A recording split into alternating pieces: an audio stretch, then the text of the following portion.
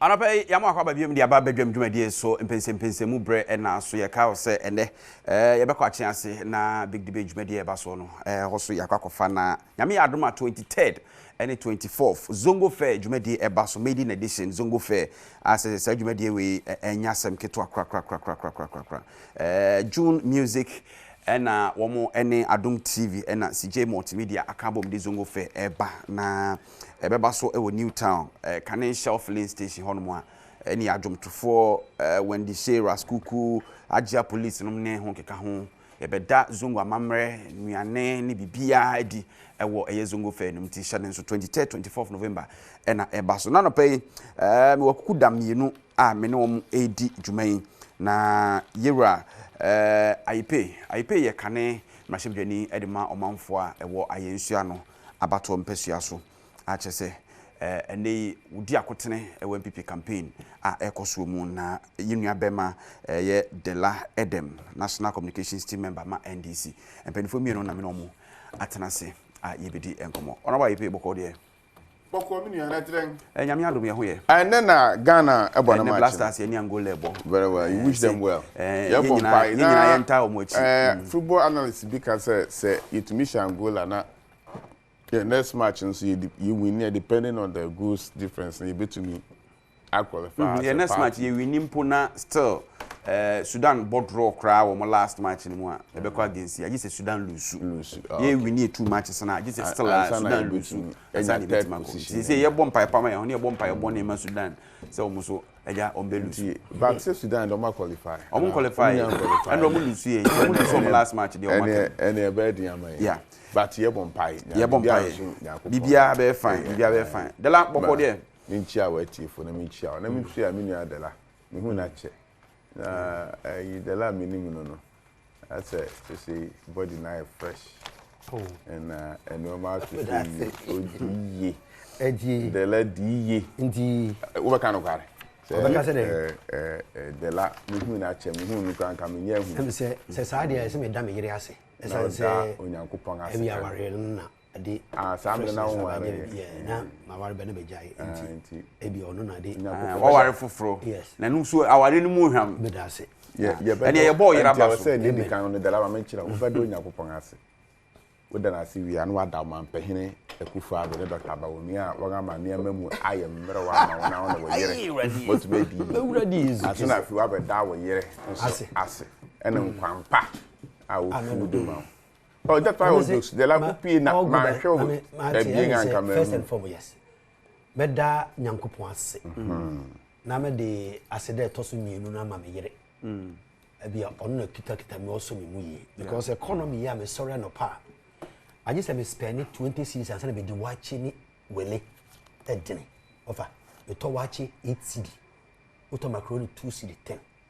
and na mu awo koto me 8 cedi 7 cedi 10 cedi uto number kwa 20 untumi ntokosua nti anopa me sorry I say me spend 20 Ghana cedis nti me spend 20 me man so if you ho nti kan bo mu asa nkola ne me nsa ne oyere kraka ho 100 no 100 Ghana cedis in the morning and this is what honorable you pay say yambo aban no otia akonya so no wa ma me abrabo ayesi no ofanya me ne kura yen o and the first no nka wo adwuma mu a ya ma breaker and I say wo lunch time otumi no onyanko fo mienu miensa wo pie bu kita 20 series 30 series amudi ba enne onyanko fo di wachi pe na wo hwe wachi wo hwe a wo nko esanse wo ko no wan hwe ba spend be 100 ezo ko di ana oteta na wo ko di ana otete so that is the situation and no kura ni say yan kan kire ba omiane na akufo do say me bia wo mo di abegina sensia no edene ofa me ko kumase enyumre 1 week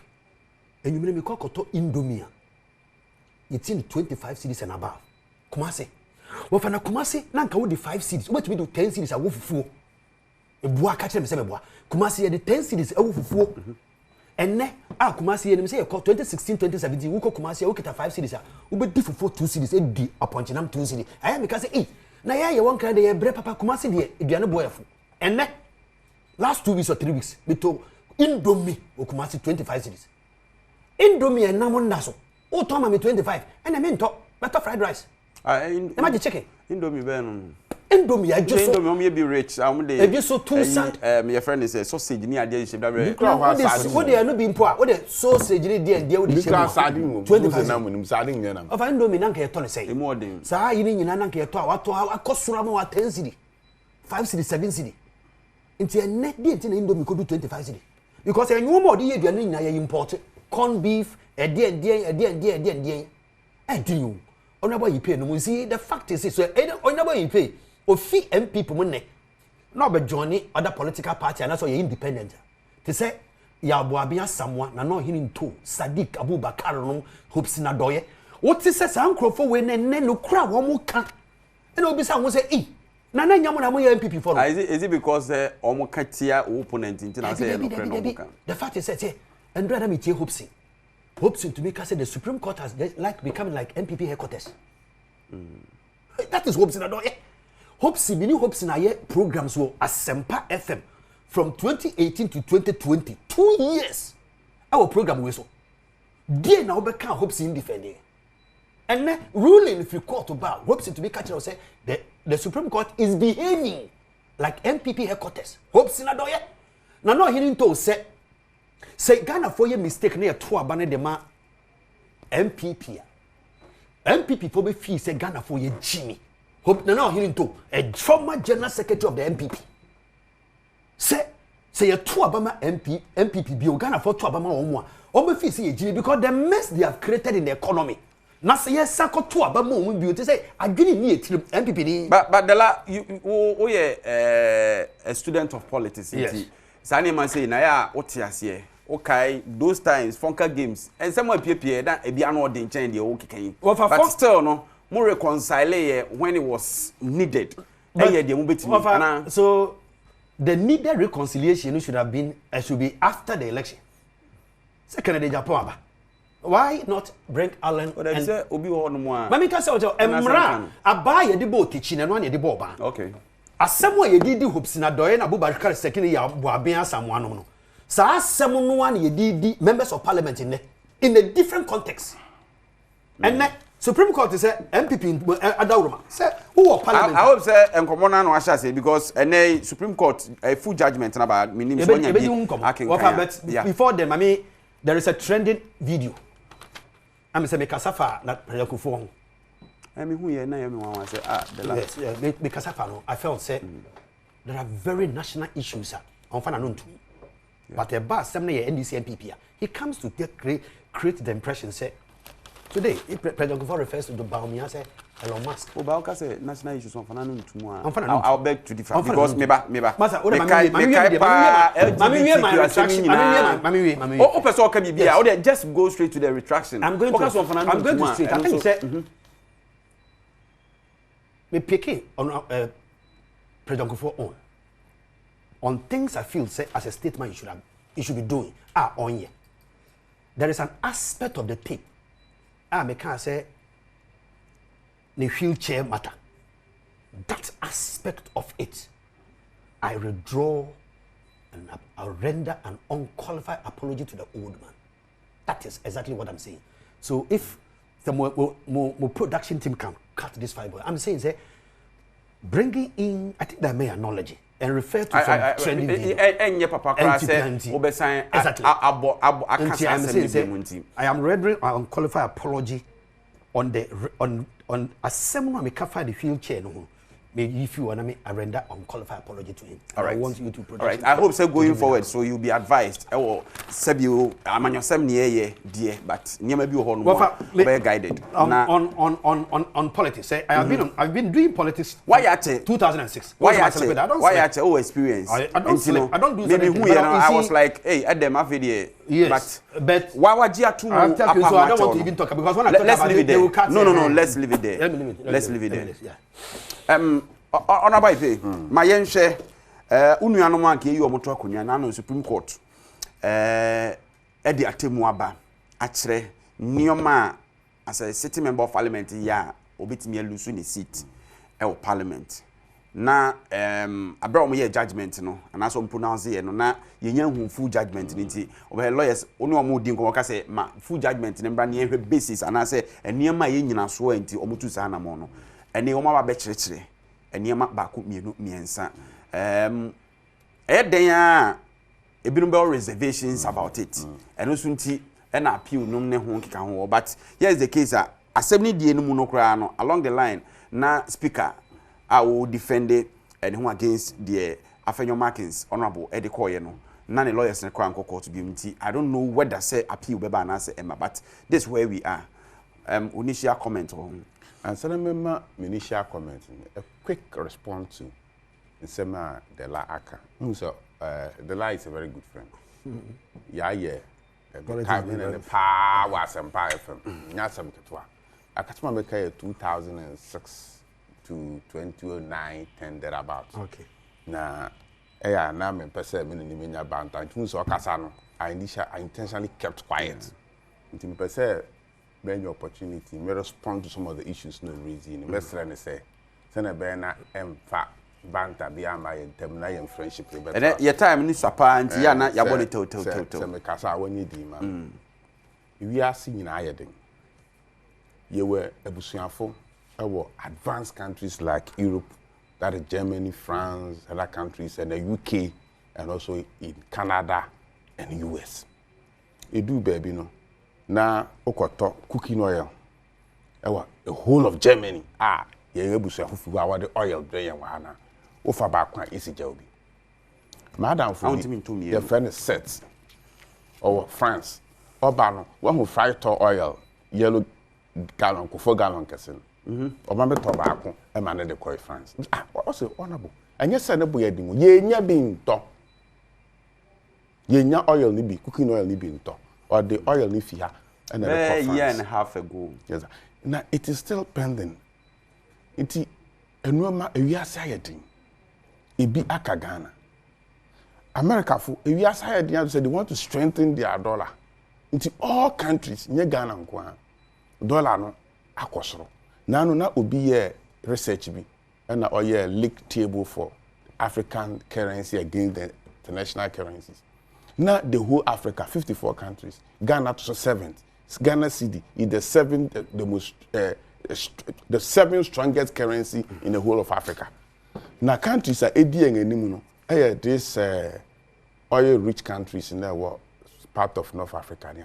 Even Egypt, now you see the new one where dancing. Nigeria currency, you see the new one where dancing. Safer. I know about 5-6 countries now enjoy safer. You see the new one where dancing.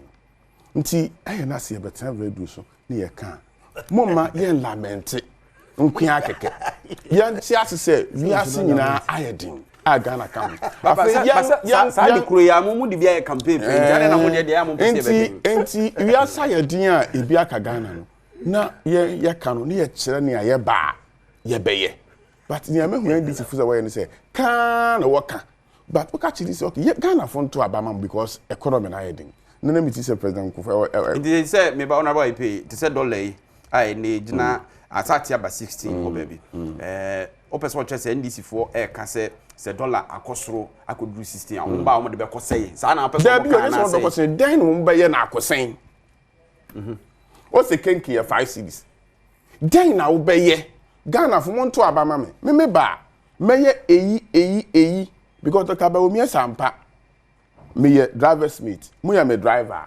And no man me what's it made agric mechanization? Say I a drape we.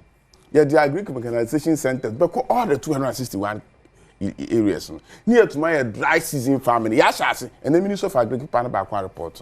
Job is booming because they've invested 200 million cities into that agric sector. It is then na yansu ye ba. Sisakwabi in the worst scenario. Say NDC Ghana for to abama yenga dan yen so be na yen sidina to me enya hoden na ne ama boa 24-hour economy ne 24-hour economy ya ka chemu si say wo yare malaria yare na kasa ye plasmodium ama malaria wo the symptoms of malaria ne say your body be shan ne fe no fever no nti a good policy has a good symptoms nti say ka chemu si what the symptoms na eba yes I was saying what I said 24-hour economy, a demand and supply issue, and a debaba. It is a when create higher demand, now mass supply, now production and cost, you won't get a 24-hour economy.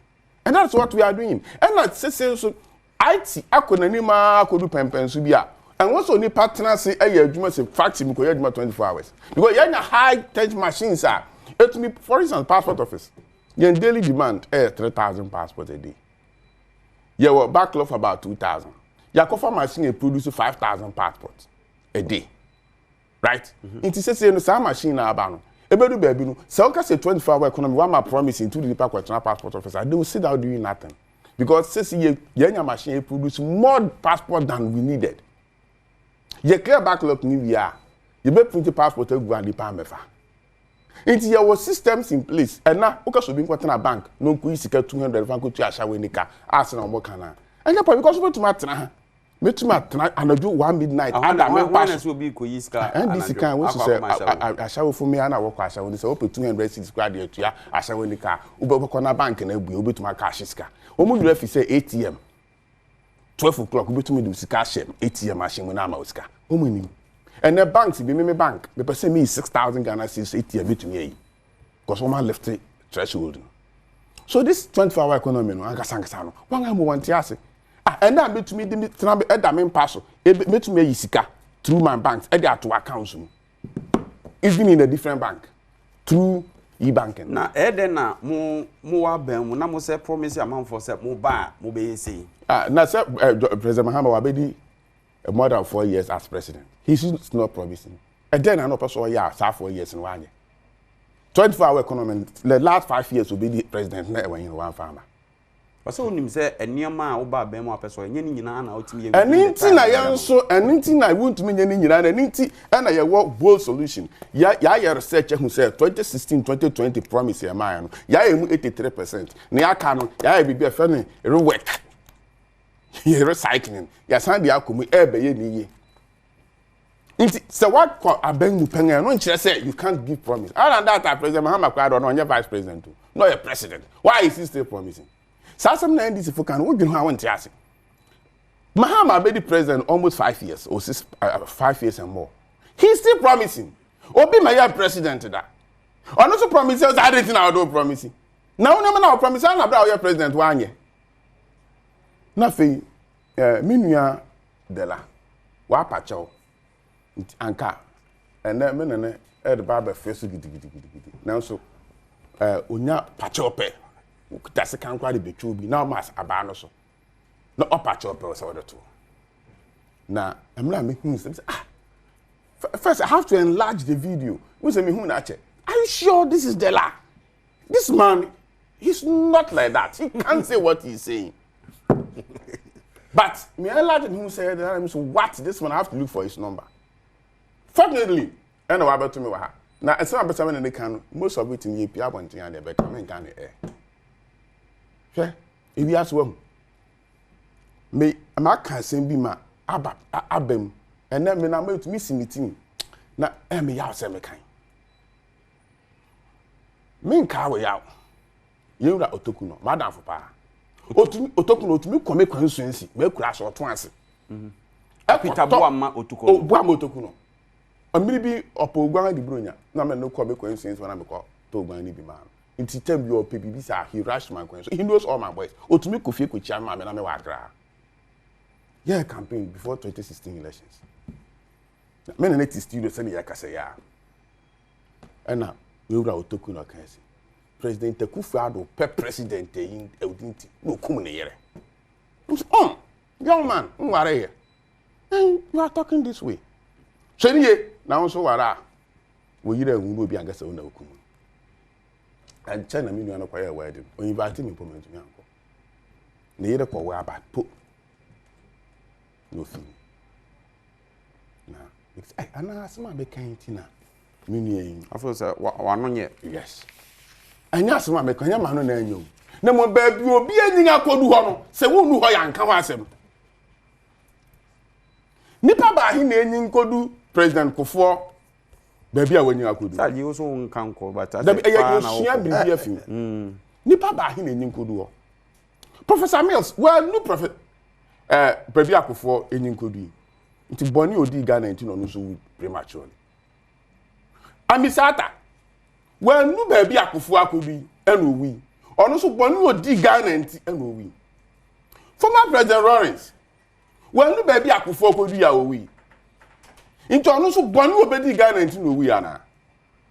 Mesere mi nuam. Ye papa wa me ti here. I have a profession. I did how to me send you speaking notes. Say, well, this is how you should go about it. Make sure it go against my integrity. It goes against my profession because you'll be I'm a classmate, you know. Your parliament, I will say, you can have a luxury tax, and how to define a vehicle which is a luxury vehicle is the cubic capacity of the vehicle. I said to a engineer, I said no. Toilet car, a big it up 4.2 cc. Can you tell me it's a luxury car? Well, I am can some more radios because if you're not a classmate to be team. There are certain features that we look at when the car is a car with this a luxury car. It's not the cubic capacity of the vehicle. Other than that, the pickup Nizam hard body pickup, it be a 2.7, it be a 3.0. Are they luxury cars? No. It's not the cubic capacity of the engine. It is a who put him some mechanic. It is messy and a young politics in the now, Papa no or to hold you. Over some Ghana that's super thing. The height, the fight affecting the spine. No quite surgery. Surgery no man you say then you mean me politicians be our quite spine surgery one and they are strong. I like our own Professor Makukwe. I don't want to mention names. But unfortunately they don't want to me and until be. Yes, sir. Hey. Fesio, Dela Bremman. Now, one man can't a unique. And so, what time? No, first 10 minutes in a continue. My second 10 minutes. Madela Brem, the next 10 minutes in a ending common. Of a medasi be break. Let me say, Honorable UP, a former member of parliament. A da Baumia catcher Ghana for you know say. John Mahama kase external factors and they caused difficulties in the Ghana economy in 2016. Na Baumia ye lectures and Honorable Ipe was there that day. Baumia say yembisa John Mahama say ye day na external factors Ukraine-Russia war, Afghanistan Somalia war. Efa other countries in Nigeria so, for Burkina Faso, epa Togo epa Cote d'Ivoire ho ne ba Ghana. How? That was the video of Baumia. There is a post. I remember that speech. Wow. Thank you. There is a post today. Abrantia ye freno Gabi Ochredako. Ese Mkrofo Soria. They talk about infrastructure or the Jomama that time. Or no what sister Jomama infrastructure. See any or say overread it or say obi is he a professor? Also one professor said the economy is 1, the economy is 2, and the economy is number 3. Everything is about the economy. And thank you. And the flag bearer of the MPP, Baumia, is all of a sudden not talking about the economy that is 1, 2, 3, according to Gabi Ochredako. He is talking about digitalization. When you draw his attention to it, say, hey, you are the man who was proclaimed, say, we are economic messiah. We are the economic freedom ever. We are economic to the sense of solve problems. What said when the fundamentals are weak, the exchange rate will expose you. That is what he said. All of a sudden, Baumia is talking about Russia-Ukraine war. You see, when you talk about hypocrisy, some people say, why are you talking about hypocrisy? A flag bearer of a political party in opposition said external factors cannot affect the economy, Ghana's economy, leaving the other countries. The same person becomes the flag bearer of the party. And then, or see, a Russia-Ukraine war and affected Ghana economy, ama and then you talk watch it 10 cedi. You talk 4 cedi, 50 pesos. A more bag about you talk 520. And Chini, you talk 20 cedis or longa. In Chini. Of an Chini, you won't be back to Ghana, I say 50 years plus. May who say in Chini price I go be above 5 cedis. Da! In Chini, Kakakana, yet Chini 50 pesos, 20 pesos. and about 1 cedi. And now you're talking Chino loan 20 Ghana cedis.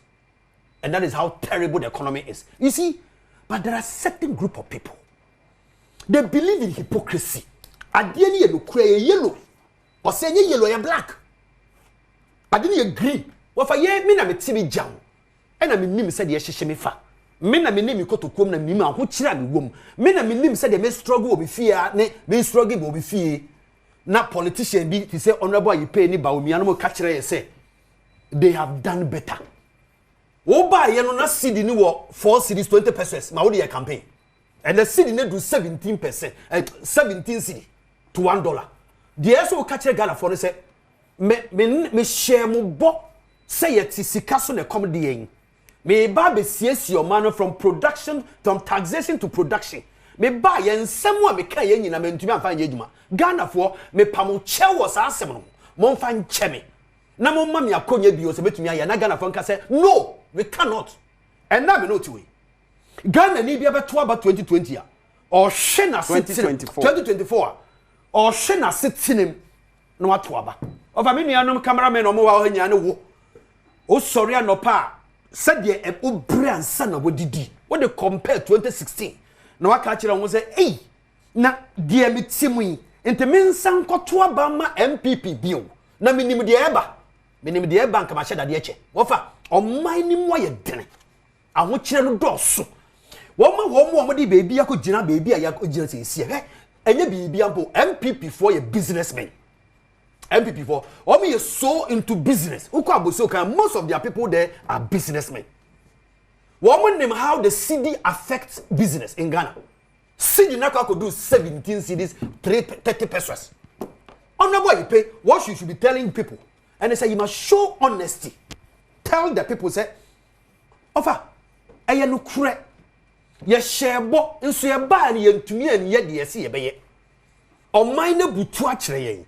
Ye konya ye to asi form and I say ye economy na ye to akonya am ye to asi form ye sere Ghana for mon fan cheye na de ya ye de enye na so ye bekọ na ye control position be 8 years bi na ya ba back wo kasa Ghana for no be di ni but ye wo kika kire yen say wo kasa awu kire ba o mani mo ye din a ye say kawanutum we have done better kawanutum we have done better. Where is the better? Where is the better when I need $1, I have to use 17 Ghana cedis to get one from 4 cedis. 4 cedis, time not cedi near 4 cedis. They said, on Mampenyu no tia konya so na sebi wabon. Into our friend who say, oh, you're incompetent. Said, let's cedi near 17%. When you put President Kufuor and Bawumia in the whole cabinet, and that 86 or 102 ministers, Yabeka said they are clueless, they are incompetent, or not bon, because Nana Akufo-Addo said he was in a hurry. He was in a hurry to fix Ghana. Sado kachire. Say, no whole pray no so be fix the problem of Ghana. Today, Nana Akufo-Addo cannot raise his head and look into the faces of Ghanaians 18 to 35 years and say, or a boss or share almost say, oh, but the Yama Ghana for with me so. We're good in Master Papa. And then the Nana Akufo-Addo here say, or to make of $54,000. Echo see statute. Eko see baby a grass and uniform. South Africa is different. $54,000. That is what has been published. Oh, we own. Why not publish? The patrol we are. Go to Facebook. What if it go? You will see people are 54,000. I have seen some people say. You better fact check it. So I have seen some people say it is 34,000. Others say it is 54,000. I don't know which is which, but I am quoting one of them. Okay. I can be wrong. I can be right. But you see. Your man penny na waba betra konya so mfie mu. But the first time na I was say break. Emrantie ne mmaba wa o ye o madwuma wagu adwuma no. Uko bob besia e na wo de call bank e na wo banks no. Emrantie na ye adwuma o ho nyina ba betra fie na etwi wuba. Wo fatie de meka no. Emrantie na ye adwuma o sa bank no na wo twi wuba. Nana Akufo-Addo man penyin si enka se be di mo bone me fa nche me. De ne wo mo ye ni se. Wo mo mienu ka kire se in spite of the negatives in this economy, in spite of the difficulties, in spite of the challenges, they still tell us that they have done better. Done better in their way. All right. Ya baba ne baba be hwebe bia beta kro no. Ewo yenko na yenko fan kra emra sisi honorable ipe na de la Adom ene na omudi nko. Yefrem na say ampofo de ba yisia. Mpensenpensenmu eso na sabre ma yento ayenko mo no si wosi madu mema no enum honorable ipe brem na enum na aka de amadela big debate nuanom ewo achease a ho so omo e premier mfie adwane ade na yeti omo no asem ntino na no na me kasa wo station bi so we have political issues about this MPC we pe na my classmate bi a oye lawyer ni o frere ka just I pay na na won go read law let me say then oh I say what law na so we be na certificate ka ho saint ni say asema me kan no ene sa pepepe na Supreme Court e pronounce what say article 97 1 G and H in Okankan. Na I am person the English interpret the constitution. Say English near interpretation of the constitution and can call linguistics department or the University of Ghana when our professors are Edinburgh for. And kebi kukuru constitution na chinye bi wa constitution ho a ye de kwa akoma won wole gon say munya interpretation ma ye. But enya English and ye de interpret the constitution. Ye wo the spirit of the constitution and then the letter of the constitution. Spirit, anything I say, your parliament, and they say, yeah, amendments, no propose amendment, and let's speak and everybody say, what's the rationale behind this amendment? I don't think I said we open say this. No, actually, we see the rationale is the spirit, it is the reason why that amendment is there. It will read the amendment, we now tiase, grammatically, brofumun what tiase we are. Now, if we say, I don't think wrong our year constitution, what is happening machine? Come and come time. Now it was CPP and the UP. You know the majority of parliament. CPP the majority and the minority is UP. I feel do baby na sisika na kwame nkroma de induce some of the UP MPs no. Sense your appointment to say that we na MP bia sore fi UP afa. No across amazing no. No ko just we funeral call me CPP MP. That day no cross amazing. Say sada na ye to aba, sada no beto aba ma CPP. E ma kwame nkroma be very powerful. E no be ye say detention act no. And I feel by here one party state, the party, the CPP, because they are more approval of parliament. It's a Mra 1992 constitution. And a free person is Mummy in fact cross be shema. Emma obin to me sorrow parliament, keke, non cross carpet, simply because we're changing the party into funeral call or yeah. Now what about Nippon party sponsor and we constituency now, one party A now and inti what about parliament. Into MFB and on the 97 G, 1 G and H Beshir. Say ever said we are member of parliament. Now cross carpet within that parliament now you cease to become a member of parliament. You cross by election. Now some call from war. Now catch the win say me if never call now me NDC and I am MPP ni say me MPP ni bi into Montoma me. What Toma now by you stand in the name of the party over parliament. The operational word is the current parliament. It is as my you can do my 8th parliament. It is why have I been saying in the 9th parliament, make cross carpet, we now cross carpet here. It's an intention to cross carpet in the 9th parliament. It's identity na DB my been said, mayor was 9th parliament, minya who has working with 8th parliament. The man delegate, president, Amuanka Samu speaker, and Obian fan court. Sanko makokwe kan no na obi de court and ke bia we are that time na come munti no one fanko why did uska dem na yira ya police station uska dem na yira ya court once I sit down no be go fire court say na assembly edit yaw for 5 minutes na so hu ase na court nti me wie ne ma land na me nua abamu ni ya kan say obi e na adwen so be cross carpet 9th parliament. No, 9th parliament in Yamaya, Yentrina so 8th parliament. More so, parliament, 8th parliament, you be dissolved. Parliament is not continuous. Senior, na your parliament, and respect any para could be pen or experience in TM and oh, yes, sir. And yes, sir, parliament, you dissolve it on the 9th of 6th January. It will be a fresh in parliament. All right. The next 5 minutes, I can classroom. But I say, baby, now, you say, so soon a fidia. Anajua you anopa the MPP for ye one hwe ne yombe say democracy o de emfa ne say me ye NDC MP and I say me ye MPP MP. Emra say me ni kwan say me support to another candidate apart from my party candidate. Me ne wo kasa say CI. Madam Emma Morrison was a Morrison. Yeah, Cynthia Morrison. Kodwa Asante Kwachi aka e wo mo constituency a wo mo campaigning against MPP. And also wo mo campaigning against NDC Kwachi in the case of Kwachi. Supreme Court say it is normal. Say honorable you pay a parliamentary candidate. Now we decided so or independent the next election because we lose primary. He can campaign against his party because it has no bearing on his. How? Meanwhile, carrying home as a member of parliament of. Thank you. You carry yourself as a member of parliament who came to parliament, a member of parliament over parliament from the back of your constituency. Constituency. Party no, and do about parliament. Party no, nema and a two abama ubai. Oba ya, go parliament. I will say see, I'm any MPP for year Jumabu, and I say many NDC for year Jumabu. Say, I'm a person independent candidate. But the clarity is on case or no more parliament or say the next parliament. Now let's come there. Let's ask the Supreme Court on this particular matter. If I am funny say Emma Morrison, and I say Kodwa Asante, and I say Kwachi, Mr. Kwachiaka. Now MPP minority, MPP majority, strategic meeting. Will they invite Emma Morrison to be part of that meeting? And I could just say, Abra declare so. We need for WhatsApp platform so. And to be say, what's the Nipano say we declare intention say I am no more an MPP member or I am no more an NDC member in parliament. The party has caucus. It is a Nipano bit Johnny caucus. Meanwhile, the person is in his constituency campaigning against the party.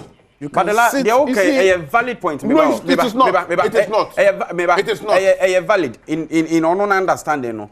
But to deepen democracy, the MPP force any. Once you Ghana ni, you have the right. I'll bet me a challenge whatever the Supreme Court says. A year court. So what are you doing about it? A former Chief Justice of the Republic. 4 years ago, she was the Chief Justice. Abba Bontina Babeka said, the Supreme Court is becoming too predictable. See, a former Chief Justice. I don't just say they are not doing the right. A former Gloria Akufo. Is it Gloria Akufo? Sophia Akufo. Abba Bontina Babeka said, the Supreme Court is becoming too predictable. That doesn't mean that they are not. Nobody is all kind in a contest. In the contest, of Nana Akufo-Addo National Security Coordinator. National Security Coordinator. Ebejina Badwam, say Mpensenpensenmu, National Security Coordinator. Oh, that distinguished name you man, or President for time, no, your minister. No, only National Security Minister. Asem na okay. Kendapa na okay. Kendapa. Or your minister, or your coordinator. Okay. Kendapa Babontini. At the public forum. Pacho NFS na. E catchere guy nyina say court no say osre court no tie osre court no. Say nanse eye say nsemu a eba court no ye di mafa.